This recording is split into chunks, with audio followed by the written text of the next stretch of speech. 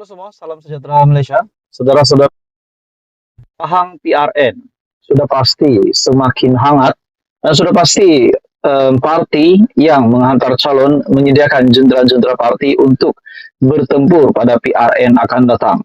Namun saudara-saudara, satu kejutan untuk gabungan Perikatan Nasional di mana bersih ingatkan Muhyiddin, GLC bukan mesin ATM untuk bayar penyokong. Wow, ini satu kejutan baru untuk Presiden Bersatu ataupun pengurusi Perikatan Nasional. Satu artikel dari Malaysia Kini, bersih ingatkan Muhyiddin, GLC bukan mesin ATM untuk bayar penyokong. Kumpulan Reformasi Pilihan Raya ataupun bersih mengingatkan pengurusi Perikatan Nasional Muhyiddin Yassin bahawa syarikat berkaitan kerajaan GLC bukan mesin ATM untuk membayar gaji penyokong setianya.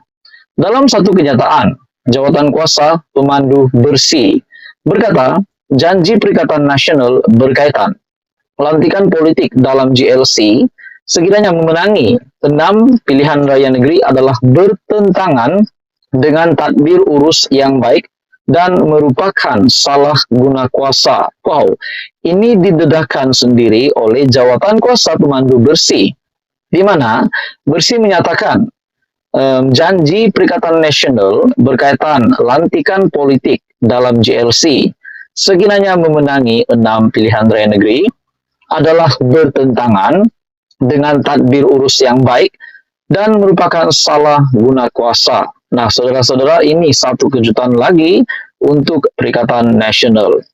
GLC ialah syarikat yang wujud untuk memelihara dan mengembangkan kekayaan awam dan bukan mesin ATM parti politik untuk meletakkan penyokong setia parti dalam senarai gaji negeri.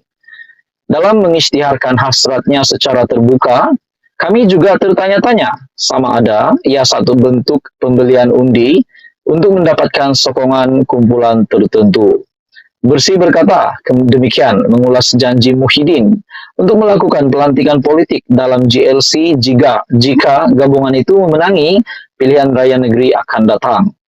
Muhyiddin dilaporkan berkata Perikatan Nasional bersedia membentuk kerajaan di semua 6 negeri jika memenangi pilihan raya dan telah memperuntukkan jawatan pentadbiran termasuk ketua GLC negeri. Menurutnya PN yang bakal bertanding di semua 245 kerusi DUN mahu mengelak perebutan jawatan sekiranya memenangi pilihan raya. Mengenai kemungkinan tindak balas yang timbul akibat lantikan ahli politik ke GLC, Muhyiddin berkata, kerajaan PH juga melakukan perkara yang sama. Bersih berkata, naungan politik seumpama itu telah menjadi sebahagian daripada budaya politik Malaysia dan setiap kerajaan termasuk kerajaan perpaduan sekarang juga melakukan hal yang sama. Bersih telah konsisten sebagai pemerhati dan kumpulan pendesak di semua pentadbir yang berbeza sepanjang tahun bahawa ahli politik yang merupakan wakil rakyat tidak harus dilantik ke GLC kerana tanggung jawab mereka adalah kepada pengundi mereka dan menjadi penggubal undang-undang dan bukan sebagai pengarah syarikat. Bagi ahli politik yang bukan wakil rakyat pula, kita mesti menyediakan proses yang jelas dan ketat untuk memastikan ketulusan dan hanya individu berkelayakan yang sesuai dilantik kerana mereka diamanahkan dengan aset awam, tegasnya. Jadi ini kejutan baru kepada Perikatan Nasional menjelang pilihan raya negeri. Bersih ingatkan Muhyiddin, GLC bukan mesin ATM untuk bayar penyokong. Jadi saudara-saudara, apa komen Anda? Teruskan bersama di dalam channel ini untuk info yang seterusnya. Jangan lupa bantu channel ini dengan menekan butang like, share, dan subscribe. Halo semua, salam sejahtera Malaysia. Selamat datang ke channel Fels Lifestyle. Info padu, info hangat disediakan di dalam channel ini. Saudara-saudara, setelah beberapa ketika ini, kita dikejutkan dengan sebuah insiden ataupun situasi yang tergempar yang berlaku di KLIA yang melibatkan Menteri Pelancongan, yaitu Tiong King Sing. Saudara-saudara, akhirnya banyak spekulasi yang timbul berkaitan dengan perkara itu. Seperti yang kita tahu, sebelum ini ada laporan berita yang tular di media sosial, di mana salah satu menteri ataupun seorang menteri didakwa menceroboh masuk ke Balai Ketibaan Antarabangsa KLIA bagi membebaskan seorang pelawat Cina yang ditahan jabatan imigresen. King Sing yang mengakui menteri yang dimaksudkan itu adalah dirinya menafikan dakwaan bahawa beliau cuba melepaskan pelawat berkenaan. Nah, akhirnya saudara-saudara, kita menantikan apa pula keputusan SPRM setelah di dalam situasi ini melibatkan ada isu rasuah.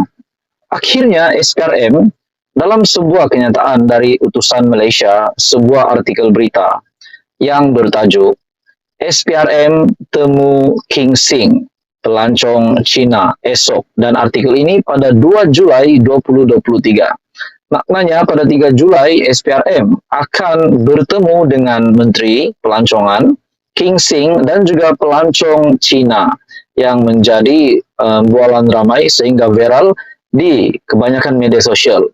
Dalam artikel dari utusan Malaysia ataupun utusan.com, Suruhanjaya Pencegahan Rasuah Malaysia SPRM akan mengadakan pertemuan dengan Menteri Pelancongan, Seni dan Budaya Datuk Seri Tiong King Sing berhubung dakwaan beliau mengenai budaya rasuah yang membabitkan pihak berkuasa di lapangan terbang antarabangsa Kuala Lumpur ataupun KLIA. Mengesahkan perkara itu kepada Mingguan Malaysia, Tan Sri Azam Baki berkata turut serta dalam pertemuan itu nanti yaitu pelancong dari China. Nah, saudara-saudara, sudah pasti keputusan dari SPRM pasti akan menggemparkan rakyat Malaysia, dan rakyat Malaysia menantikan apa sebenarnya yang berlaku semasa di KLIA tersebut, apa yang berlaku situasi sebenarnya, dan ramai yang menantikan apa yang bakal diputuskan oleh SPRM, dan akhirnya SPRM akan bertemu dengan Menteri Pelancongan dan juga pelancong Cina tersebut. Saudara-saudara, dalam artikel yang lain, polis buka KEP, kes kekecohan di KLIA, babitkan Menteri Pelancongan. Dari hmetro.com, polis sedang menjalankan siasatan mengikut kertas inquiry polis ataupun KEP berkaitan kekecohan di lapangan terbang antarabangsa Kuala Lumpur KLIA yang membabitkan Menteri Pelancongan. Ketua Polis Selangor Datuk Hussein Omar Han berkata, siasatan polis pada masa ini adalah untuk menentu sah wujud sebarang kesalahan oleh mana-mana pihak yang terbabit dalam insiden itu. Buat masa ini, siasatan polis dijalankan mengikut KEP, dan mengikut KEP, polis mempunyai kuasa untuk memanggil mana-mana pihak untuk diambil keterangan.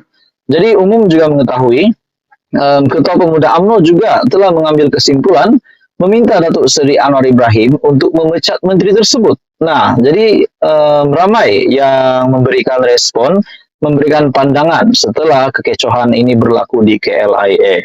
Jadi saudara-saudara, tuan-tuan dan puan-puan, setakat ini keputusan dari SPRM dan polis, di mana SPRM sendiri mengesahkan akan bertemu dengan Menteri Pelancongan dan juga pelancong Cina tersebut, dan polis pula buka KEP, kes kekecohan di KLIA, babitkan Menteri Pelancongan. Apa komen Anda? Teruskan bersama di dalam channel ini untuk info yang seterusnya. Jangan lupa bantu channel ini dengan menekan butang like. Anda juga boleh share video ini dan tekan butang subscribe. Salam sejahtera Malaysia, tuan-tuan dan puan-puan. Selamat datang ke channel Fels Lifestyle. Kembali lagi dalam satu lagi topik yang mengejutkan ramai, satu lagi berita yang tergempar satu Malaysia dengan pemergian ataupun kematian yang pasti mengejutkan ramai, kematian yang mengejutkan Malaysia.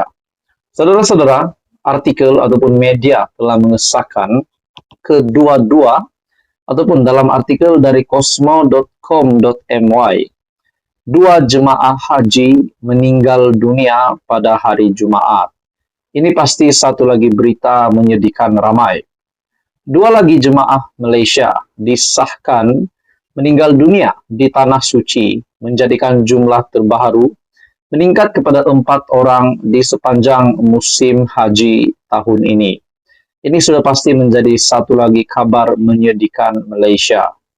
Menteri di Jabatan Perdana Menteri, Datuk Dr. Muhammad Naim Mokhtar berkata, dua jemaah lelaki berusia 60 dan 72 tahun itu meninggal dunia selepas koma masing-masing akibat serangan angin ahmar dan berkaitan jantung serta paru-paru dijangkiti kuman. Katanya, kedua-duanya meninggal dunia pada Jumat lalu di Hospital Arab Saudi. Jenazah telah selamat dikebumikan di tanah perkuburan Syaraik di sini. Saudara-saudara, Malaysia juga ada dikejutkan sebelum ini berkaitan dengan kesihatan Tan Sri Abdul Hadi Awang yang disahkan oleh anak beliau sendiri, di mana kesihatan Hadi Awang yang sedikit merosot. Namun saudara-saudara, media yang terkini dalam satu artikel juga telah mengesahkan keadaan Tan Sri Abdul Hadi Awang semakin baik dan dipindahkan ke ward biasa, dan itu menjadikan satu lagi berita gembira dengan keadaan kesehatan Hadi yang semakin membaik. Nah, dalam artikel ini lagi, kita telah pergi bertemu dengan waris dan ahli keluarga si mati di sebuah hotel di sini untuk memberi sokongan serta menyatakan rasa simpati ke atas apa yang berlaku. Sehingga petang tadi semalam pun kita masih membuat pertemuan dengan mereka untuk menyampaikan rasa duka cita selain memberi sokongan dan semangat untuk ahli keluarga atau waris berdepan dengan ujian tersebut, katanya pada sidang akbar semalam. Menurut Muhammad Naim, mereka merupakan antara 3 jemaah yang tidak dibawa untuk berwukuf karena berada dalam keadaan koma. Tambahnya, kejadian itu menjadikan jumlah kematian dalam kalangan rakyat Malaysia menjadi 4 orang, di mana 2 wanita telah meninggal dunia sebelum wukuf, yaitu pada 4 Januari dan 19 Jun lalu, dan dikebumikan di lokasi yang sama. Kita rakyat Malaysia mendoakan supaya keluarga ataupun waris yang ditinggalkan tetap bertabah untuk menghadapi dugaan ini. Nah, ini bagi saya satu berita yang pasti mengejutkan, kematian ataupun pemergian yang mengejutkan Malaysia. 2 jemaah haji meninggal dunia pada hari Jumaat. Saudara-saudara, tuan-tuan dan puan, teruskan bersama di dalam channel ini untuk mendapatkan info-info seterusnya. Untuk mendapatkan topik-topik panas dari channel ini, Anda boleh tekan butang like, share video ini, dan tekan butang subscribe. Teruskan bersama di dalam channel ini bersama saya di dalam channel ini. Jangan lupa tekan butang like, share, dan subscribe. Salam sejahtera Malaysia. Tuan-tuan dan puan-puan, selamat datang ke channel Fels Lifestyle. Kembali lagi dalam satu lagi topik yang mengejutkan ramai, satu lagi berita yang tergempar satu Malaysia dengan pemergian ataupun kematian yang pasti mengejutkan ramai, kematian yang mengejutkan Malaysia. Saudara-saudara, artikel ataupun media telah mengesahkan kedua-dua ataupun dalam artikel dari cosmo.com.my, 2 jemaah haji meninggal dunia pada hari Jumaat. Ini pasti satu lagi berita menyedihkan ramai. 2 lagi jemaah Malaysia disahkan meninggal dunia di Tanah Suci, menjadikan jumlah terbaru meningkat kepada 4 orang di sepanjang musim haji tahun ini. Ini sudah pasti menjadi satu lagi kabar menyedihkan Malaysia.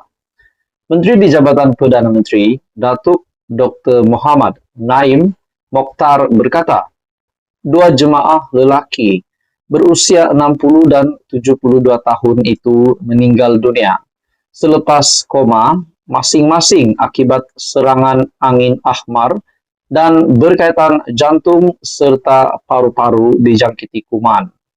Katanya, kedua-duanya meninggal dunia pada Jumaat lalu di Hospital Arab Saudi. Jenazah telah selamat dikebumikan di tanah perkuburan Syaraik di sini. Saudara-saudara, Malaysia juga ada dikejutkan sebelum ini berkaitan dengan kesihatan Tan Sri Abdul Hadi Awang yang disahkan oleh anak beliau sendiri, di mana kesihatan Hadi Awang yang sedikit merosot. Namun saudara-saudara, media yang terkini dalam satu artikel juga telah mengesahkan keadaan Tan Sri Abdul Hadi Awang semakin baik dan dipindahkan ke ward biasa, dan itu menjadikan satu lagi berita gembira dengan keadaan kesehatan Hadi yang semakin membaik. Nah, dalam artikel ini lagi, kita telah pergi bertemu dengan waris dan ahli keluarga si mati di sebuah hotel di sini untuk memberi sokongan serta menyatakan rasa simpati ke atas apa yang berlaku. Sehingga petang tadi semalam pun kita masih membuat pertemuan dengan mereka untuk menyampaikan rasa duka cita selain memberi sokongan dan semangat untuk ahli keluarga atau waris berdepan dengan ujian tersebut, katanya pada sidang akbar semalam. Menurut Muhammad Naim, mereka merupakan antara 3 jemaah yang tidak dibawa untuk berwukuf karena berada dalam keadaan koma. Tambahnya, kejadian itu menjadikan jumlah kematian dalam kalangan rakyat Malaysia menjadi 4 orang, di mana 2 wanita telah meninggal dunia sebelum wukuf, yaitu pada 4 Januari dan 19 Jun lalu, dan dikebumikan di lokasi yang sama. Kita rakyat Malaysia mendoakan supaya keluarga ataupun waris yang ditinggalkan tetap bertabah untuk menghadapi dugaan ini. Nah, ini bagi saya satu berita yang pasti mengejutkan, kematian ataupun pemergian yang mengejutkan Malaysia. 2 jemaah haji meninggal dunia pada hari Jumaat. Saudara-saudara, tuan-tuan dan puan, teruskan bersama di dalam channel ini untuk mendapatkan info-info seterusnya. Untuk mendapatkan topik-topik panas dari channel ini, Anda boleh tekan butang like, share video ini, dan tekan butang subscribe. Teruskan bersama di dalam channel ini bersama saya di dalam channel ini. Jangan lupa tekan butang like, share, dan subscribe. Halo semua, salam sejahtera Malaysia. Selamat datang ke channel Fels Lifestyle. Info padu, info hangat disediakan di dalam channel ini. Saudara-saudara, terima kasih kerana memilih channel ini untuk mendapatkan topik-topik panas, topik-topik menarik yang ada di Malaysia pada hari ini. Saudara-saudara, tiba-tiba pula ada satu kejutan besar untuk PAS, untuk seluruh kepimpinan PAS, di mana terdapat kenyataan bukan daripada orang biasa, tetapi dari Ketua Pengarah Jabatan Komunikasi Community ataupun JCOM, Muhammad Agus Yusof. Dalam satu artikel dari Malaysia Kini yang amat panas ini, PAS paling banyak buat fitnah, kata Agus. Wow, ini satu kejutan baru, satu kejutan buruk untuk kepimpinan PAS. Di mana kenyataan dari Ketua Pengarah JCOM Muhammad Agus Yusof menyatakan PAS adalah parti yang paling banyak buat fitnah. Menulis di Facebook, Muhammad Agus menyenaraikan permohonan maaf dibuat pemimpin PAS selepas melakukan sesuatu dakwaan kepada musuh politik mereka. Antaranya permohonan maaf oleh Pesuruh Jaya PAS Perak, Razman Zakaria, kepada Anwar Ibrahim kerana mendakwa Perdana Menteri itu membawa agenda songsang LGBT dan menyokong agenda komunis. Menurutnya, pada 22 Jun lalu, Adun Kubu Gajah, Khalil Yahaya, memohon maaf kerana mendakwa Perdana Menteri melantik ahli parlimen Seputeh, Teresa Kok, sebagai pengerusi Felda. Terbaru pada 25 Jun yang lalu, katanya Akbar Harakadeli pula memohon maaf kerana mendakwa bekas ahli DAP Muhammad Razali Abdurrahman pernah menjadi penasihat khas Lim Guan Eng. Jika hendak disebutkan, senarai fitnah PAS paling banyak, kata Muhammad Agus, yang turut menyenaraikan kes saman fitnah terhadap pemimpin PAS sejak 2017. Nah, saudara-saudara, seperti yang kita tahu, kita juga pernah dikejutkan sebelum ini dengan keadaan kesihatan Hadi Awang yang dikatakan oleh anaknya sendiri, Muhammad Kahlil, bahwa keadaan ayahanda sedikit merosot. Namun kita juga tahu keadaan terkini Hadi Awang yang semakin membaik, semakin pulih, dan dipindahkan ke ward biasa. Namun apa pula komen Hadi Awang ataupun respon Hadi Awang setelah beliau yang baru saja mulai sihat tiba-tiba mendengar pula berita tentang PAS yang paling banyak buat fitnah.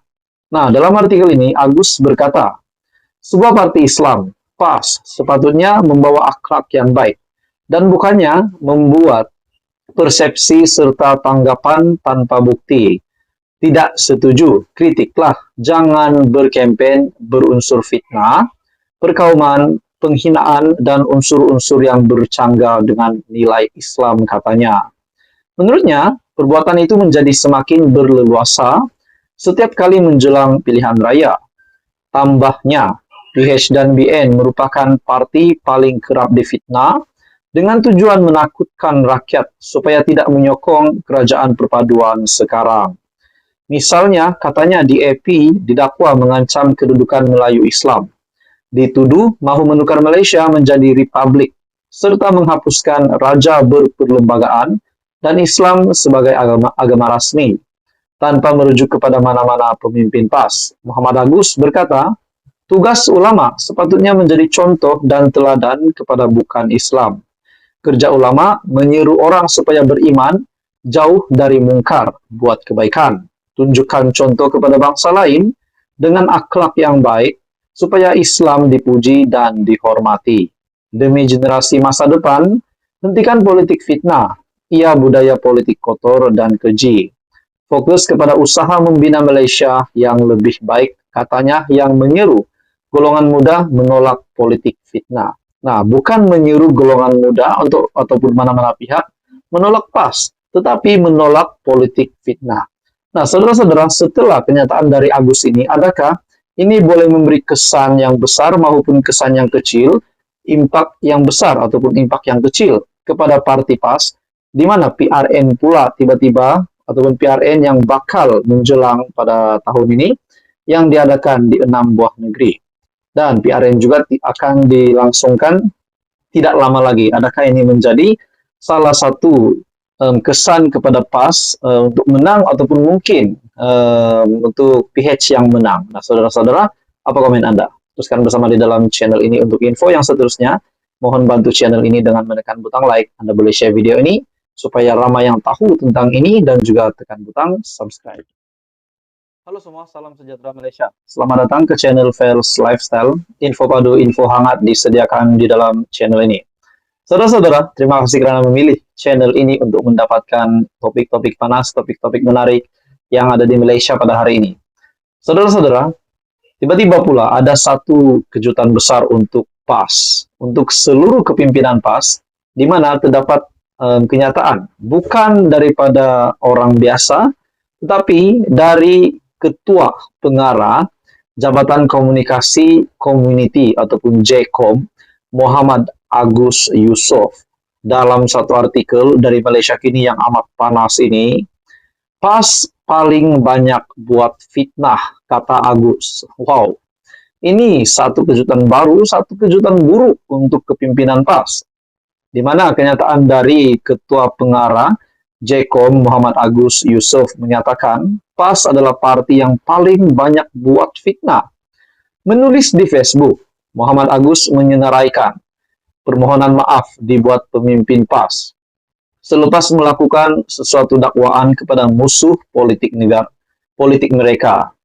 Antaranya permohonan maaf oleh pesuruh jaya PAS Perak, Razman Zakaria, kepada Anwar Ibrahim kerana mendakwa Perdana Menteri itu membawa agenda songsang LGBT dan menyokong agenda komunis. Menurutnya, pada 22 Jun lalu, Adun Kubu Gajah, Khalil Yahaya, memohon maaf kerana mendakwa Perdana Menteri melantik ahli parlimen Seputeh, Teresa Kok, sebagai pengerusi Felda.